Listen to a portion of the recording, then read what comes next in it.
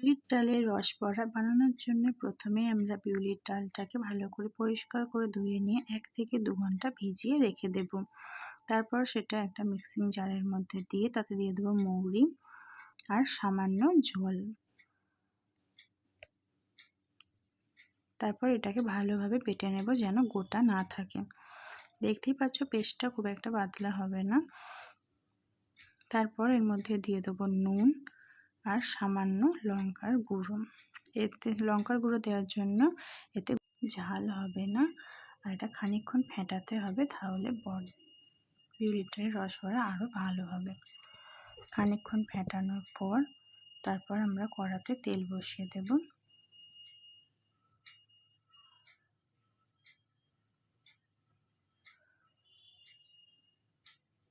তারপর আরও একবার ফেটিয়ে নিয়ে এক এক করে কড়াই দিয়ে ভেজে নেব।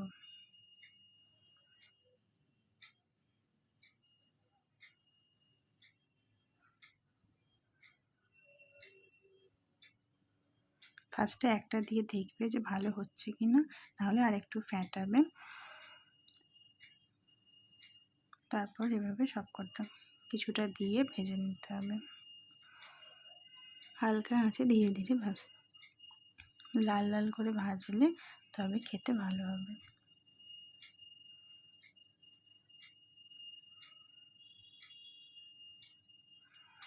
তারপর একটা জায়গাতে আমি বাতাসার রস করে নিয়েছি, তোমরা চিনির রসও করতে পারো। তার মধ্যে দিয়ে দেবো এলাচ আর 1 আধা দুধ, তোমরা 4 চামচও দিতে পারো।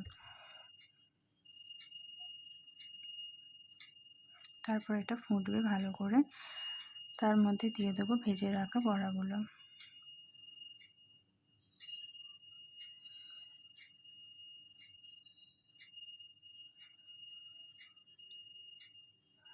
পনেরো থেকে 30 মিনিট পর দেখবে রস শুষে নিয়ে বড়াগুলো খুব সুন্দরভাবে ভিজে যাবে। তারপর এটা পরিবেশন করে দিতে হবে।